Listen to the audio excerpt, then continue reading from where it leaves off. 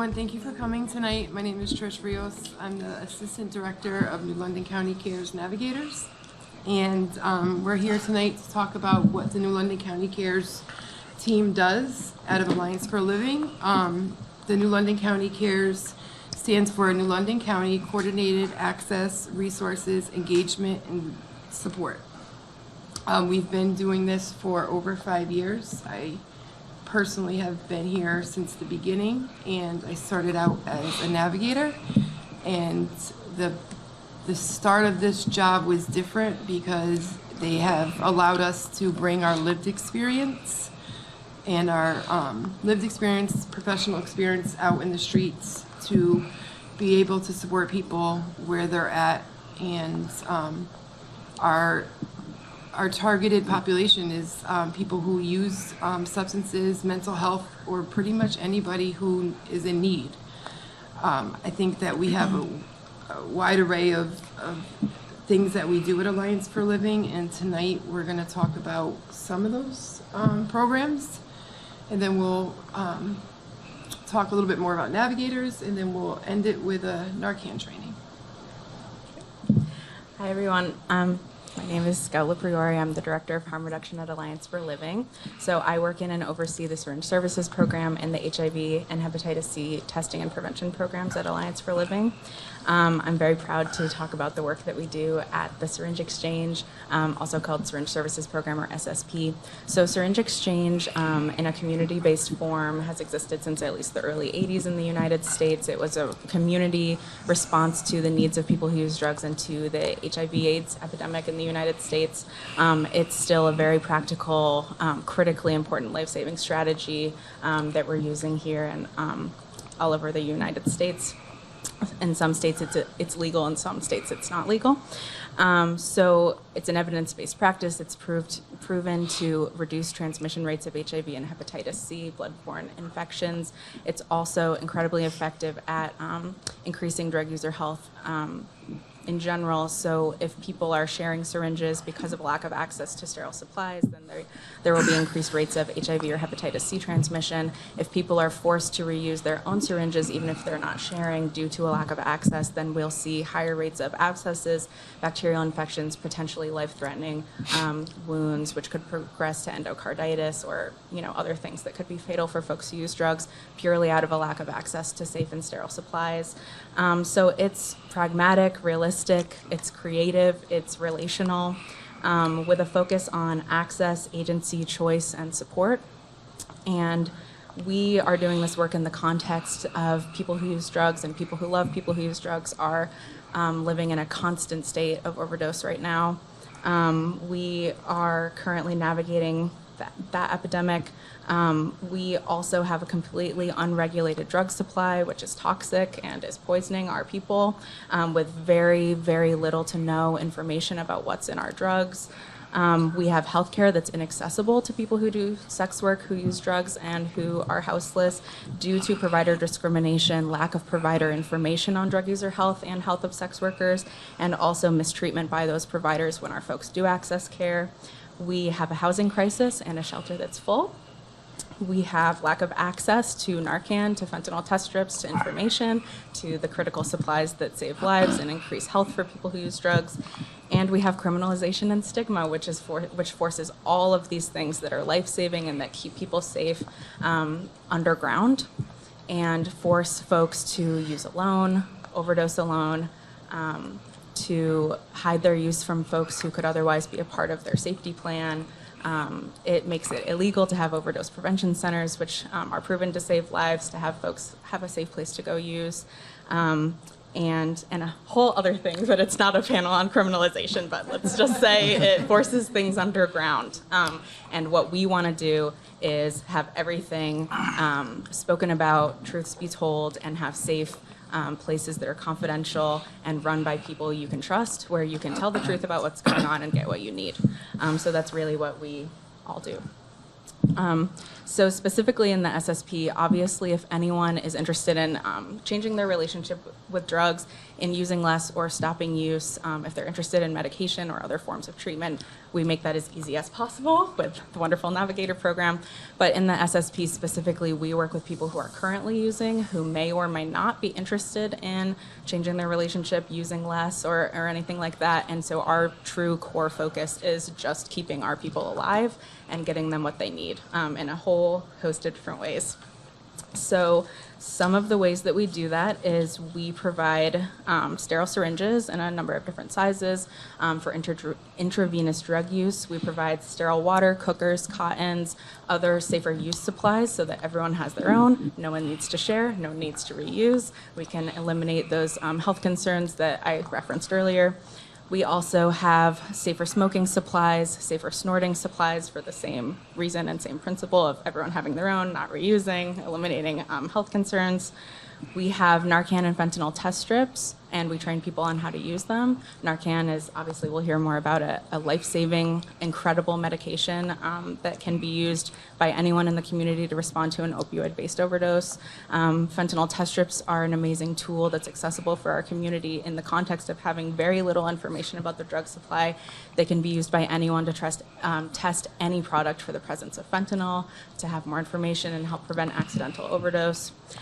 We have safe disposal of used syringes, so not only providing access to sterile syringes, but ensuring the syringes are returned to us.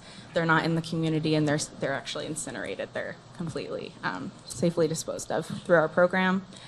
We provide free condoms and other safer sex supplies. We also just added to our services free emergency contraception, and we provide information on that as well. We also have free confidential zero barrier HIV and hepatitis C testing for people. It doesn't go through insurance. There's no concerns if someone doesn't have insurance or if they don't want that to be on their insurance or if there's other concerns associated with testing, trying to make that as easy as possible. Referrals to PEP, PrEP, DoxyPEP, and we also provide gear to support the lives of people who are unhoused. So we provide blankets, tarps, tents, sleeping bags, emergency blankets, hot hands, a whole host of supplies to support our folks' lives, and referrals to a lot of supportive services, so everything from peer support hotlines run by and created by people who use drugs to mental health therapy, GYN care, primary care, transportation, housing, food, the list goes on, as Hitaishi knows very well. And we also have on-site wound care for people, which was a really, really important and remains a really important expansion of services because, as referenced earlier, it's really not safe or accessible for a lot of our people to access care at a hospital or the local wound care center. So following the same principle of harm reduction, we want to see structural change, but in the meantime, community's gonna create it and community's gonna make sure that our people get what they need and they're gonna stay alive. So we just have on-site wound care for people who can't access other places of care for those really, really critically important wounds. We also provide safer use education, so everything from Safe Injection 101 to safety planning, providing the Never Use Alone hotline to people who use alone, talking about different ways to mess with different variables to make drug use as safe as possible. And I know that's a really long list. I could go on. But basically, in summary, supporting the lives of people who use drugs, ensuring that that is always, always led by people who use drugs, that choice is always present, dignity is always present, the relationship is the most important thing. Obviously, we think of syringes at the center when we think of syringe exchange, but it's really relationship is at the center. People who use drugs and who do sex work are at the center, and anything that happens is really driven by those needs and experiences of our people and wanting them to be alive. Thanks. Scout. I think that Scout touched on a lot of the work that we do. We're different in the way that we operate. We don't tell people what to do. We really follow science. We operate under a harm reduction model. Our goal isn't to tell people what to do and how they need to do it. It's to support them in whatever they want to do. And sometimes it's using less. Sometimes it's just using and having people care about them while they're using and not being told what to do. I think that we have shown over and over again how our relationships and building our relationships and people in the community and supporting them and caring about them as a person, not as someone who uses drugs, right? Just as a person, it really goes a long way. And we've seen it over and over again, like the person I talked about the other day, like who had a list of things they wanted to do and met with a navigator, started to do those things, and today they are no longer outside in a tent with nowhere, with nobody checking on them, using alone, freezing. They came into SSP, they met with Scout, they met with another navigator, and as the days have gone on, the person has met their goals the way they wanted to do it, and we were just there to support them. And today, it's one less person tonight sleeping outside. And I think that our work is sometimes looked at differently because of the way we treat people, but we just support people and love people. And I've been working with people for a long time, with families. Like, I don't just work with people. I work with moms, dads, grandmothers who have custody of their kids, people that work full-time jobs, have a career. There's so many people out there that there's so much stigma attached, and I think our goal every day when we come to work is to break that stigma and to help people break the self-stigma. And they know when they come into Alliance for Living, they're going to get their needs met, whether it's a conversation, food, supplies, or going to the methadone clinic the next day. So I think Donnie can go and talk a little bit more about what we do. Sure, and thank you for all what we do. And Scout, thank you for all what that program holds and offers to our community. I am Donnie, I'm the lead navigator at Alliance for Living. And first thing first, is to treat the members of our community with the utmost respect.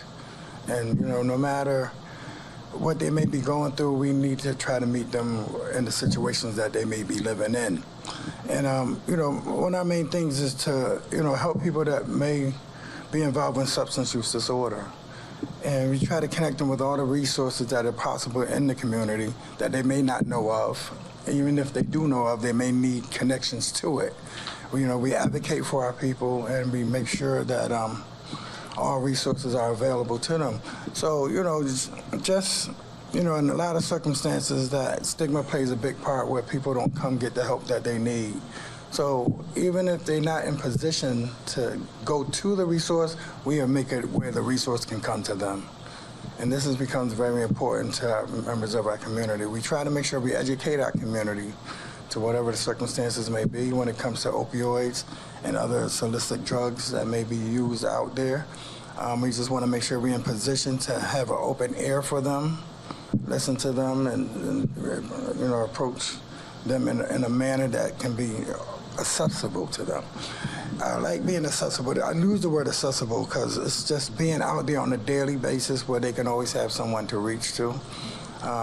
It becomes a lonely world when you're dealing with shame, guilt, and stigma and things of that nature. And we just want to be in position to help people in that situation.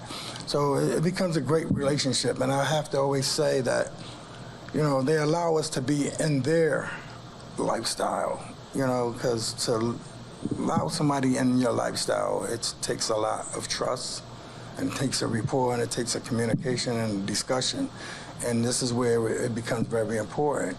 So this is where we can connect them with, when I say resources, such as insurance, such as primary care, transportation issues, food, housing. We're only as strong as the resources that we know of. So I'm one of the main ones that would just love to soak up whatever resource, try to find out where is it at, how can it be used, how can it be accessed. That's where members of our community can access those resources. And, it's not just dealing with people that use drugs and that's homeless. There's a lot of residential working people that need the access, and they're private with their lives. Things become taboo.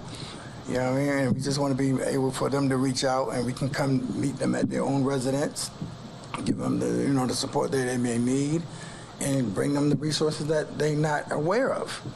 So I'm very grateful to be working in such a job, you know what I mean, especially when it comes to our primary care. How many people that's not getting the services that they need because of the stigma, the way they may be dressed, the way they may smell, the way they may look.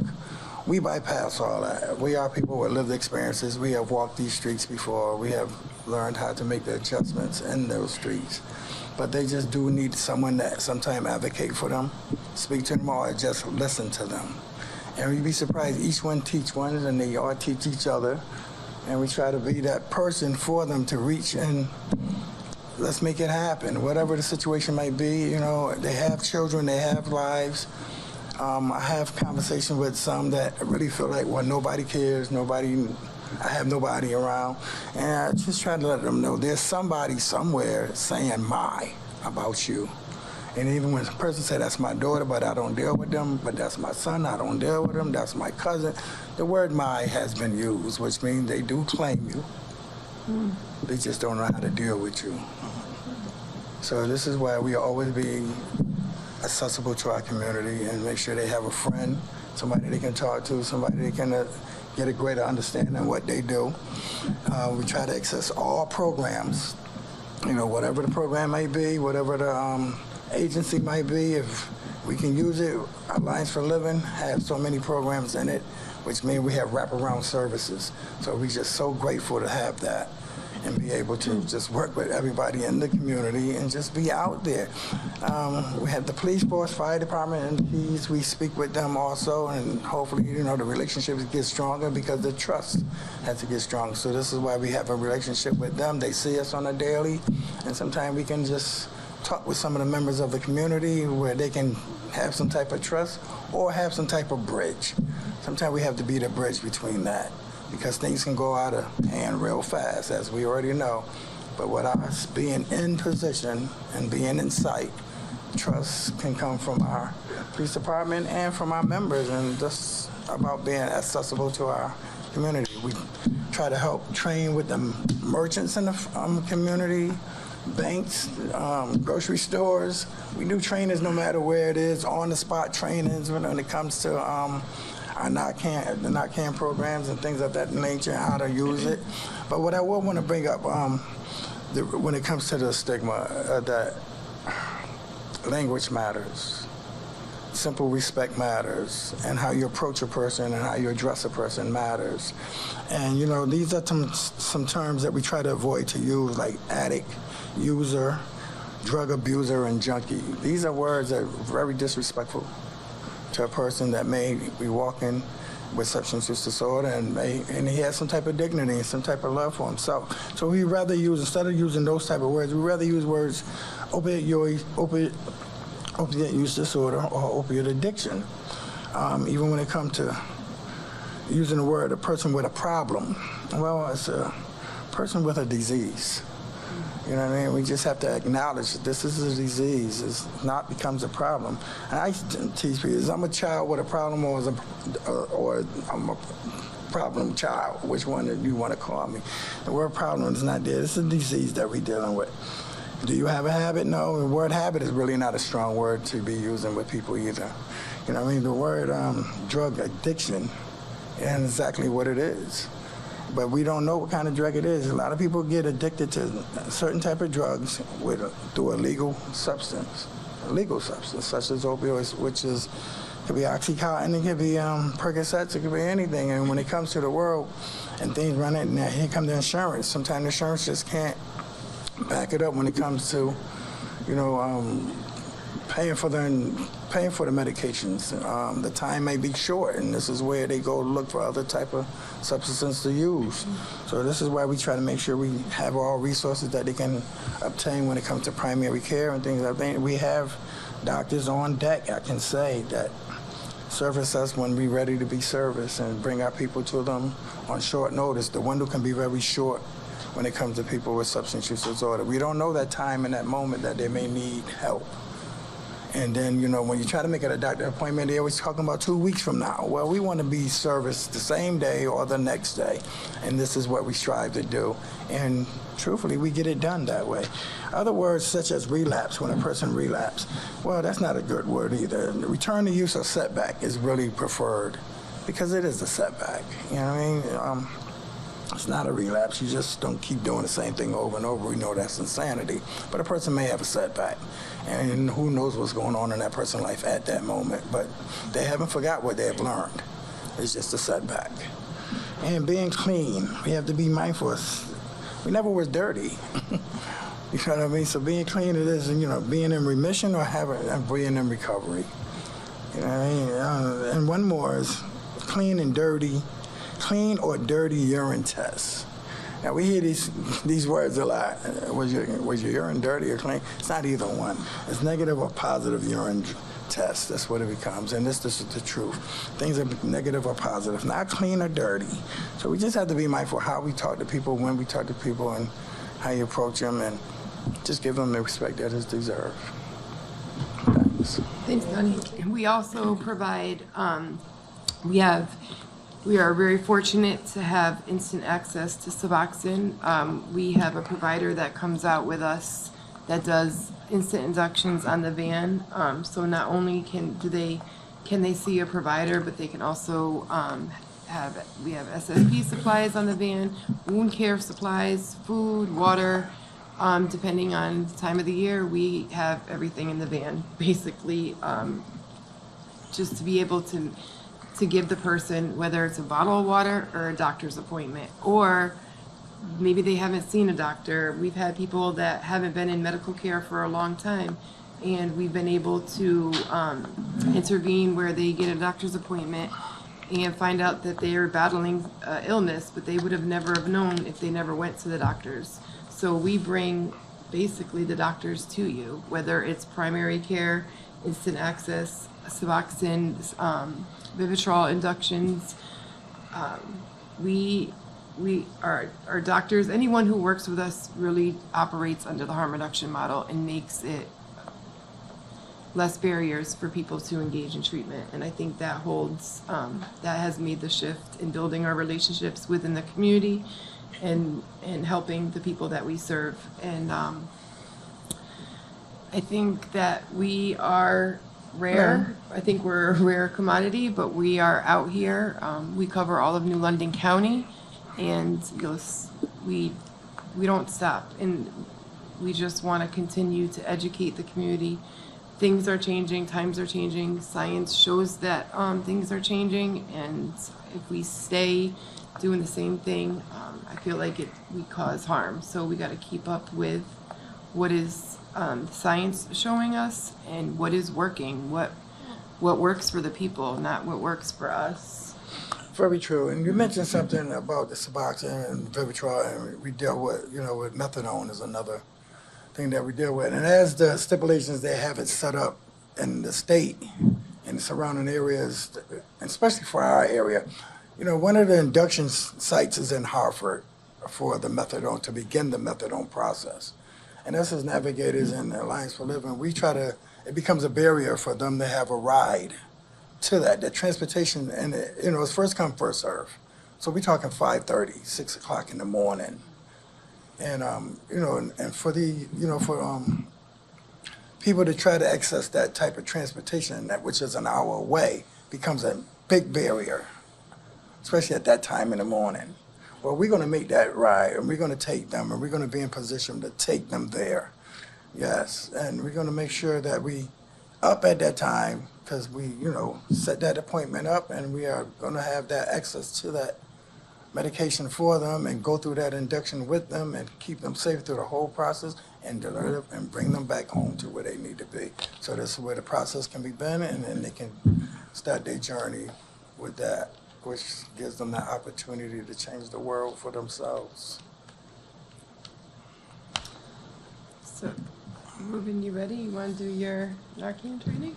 Yes. I'm over here, I got you. Okay. My name is Ruben Santiago. I'm a peer navigator for Legislate Health District. I'm also a health community worker. just before I start, I just want to give, everybody their flowers. You guys do an amazing job. We all do. I love being a navigator. Me having an incarcerational experience, I did 13 years in prison, and my participants are coming from incarcerated setting. So I meet them, I go to the jails. I meet them like 2-3 weeks before they get out. Just ask them what their needs are, just even have a conversation with them, just to give them hope. A lot of people have no support. They're coming home to nothing. I had a guy like, just my experience, just coming home, I didn't know any resources to get a job. I had people, I know a guy that he did like 20 years. He came home, they gave him like a $50 check and sent him on the street.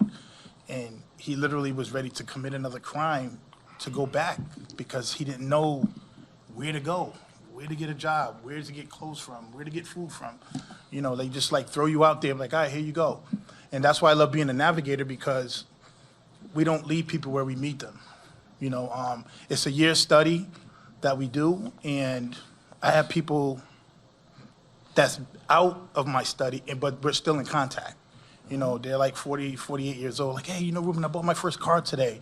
Thank you so much for not giving up on me. Thank you for doing this for me. Thank you for getting in contact with my kids and reuniting me with my kids, giving me a ride to court, giving me a ride to DSS.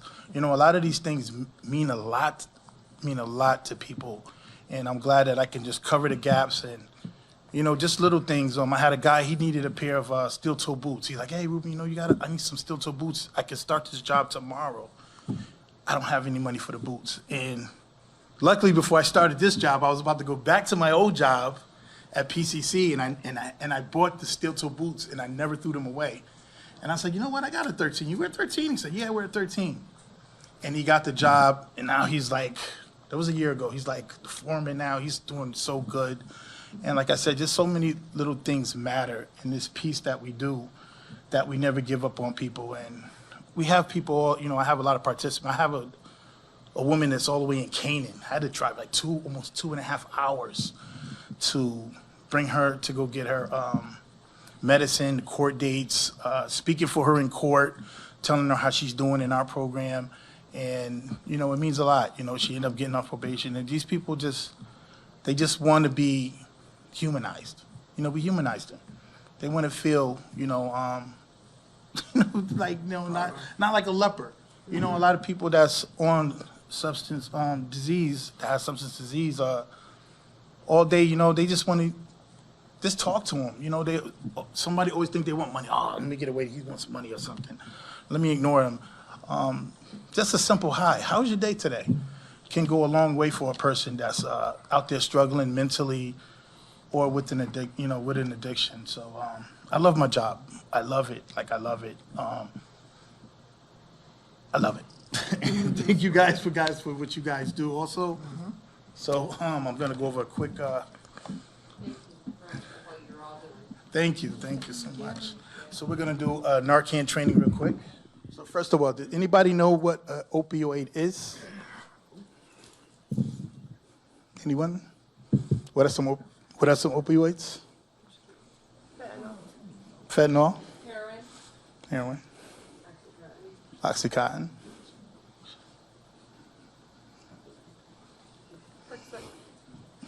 So what? Percocets, yep. Yes.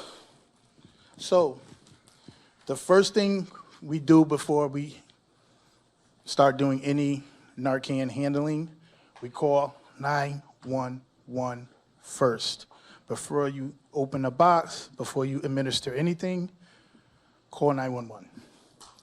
The signs of an opioid overdose: clammy hands, blue lips, tiny pupils. The person will be sounding like they're gurgling or choking, a choking sound. Slow breathing also. And those are the signs. So let me show you guys real quick.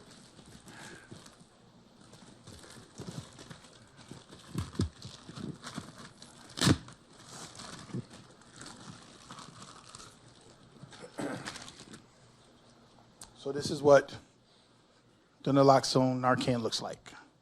It looks like a nasal spray. So it will only work if there are opioids on the receptors of the brain. Like a 5, 6, 7-year-old child could put this in their nose. It would not be harmful. I could put it in my nose right now. It won't do anything to me. No harm at all. Only if there's opioids on the receptors that it used to remove. So once you see these signs, you make sure, can you help me, Trish, real quick? Yeah.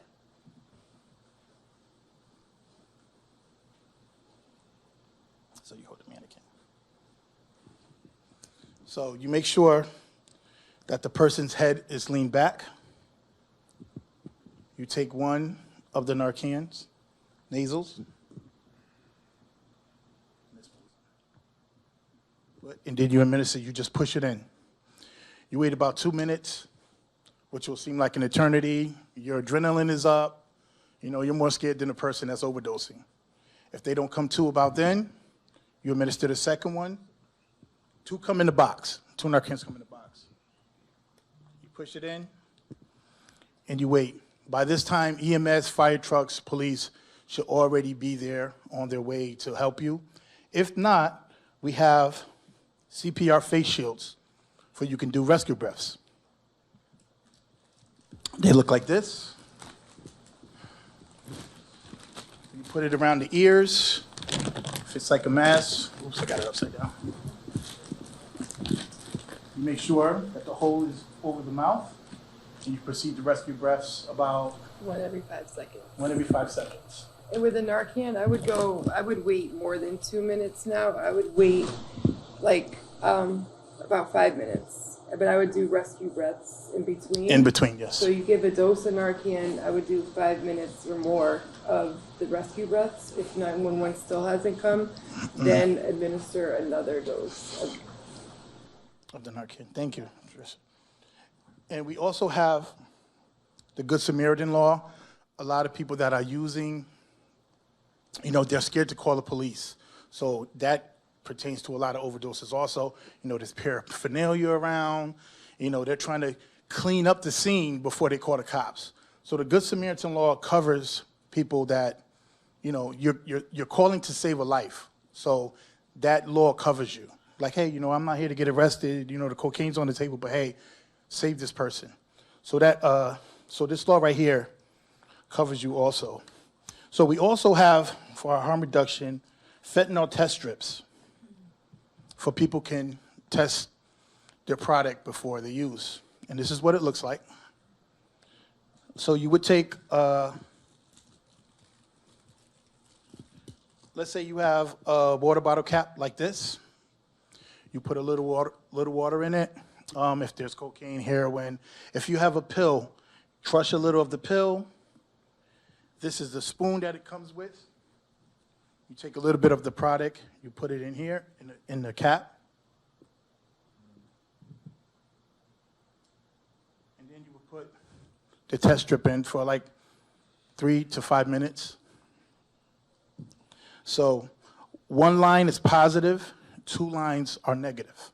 This will only test positive for fentanyl, nothing else. You can put any drug in it, it would only test if fentanyl is in the product. And this is what the Narcan box looks like. Every package of Narcan, there's instructions in the back. So if you do forget, you can, even though you're going to be, you're going to be nervous and scared, but there are instructions in the back of it also. And remember, always call 911 first. Thank you guys for your time.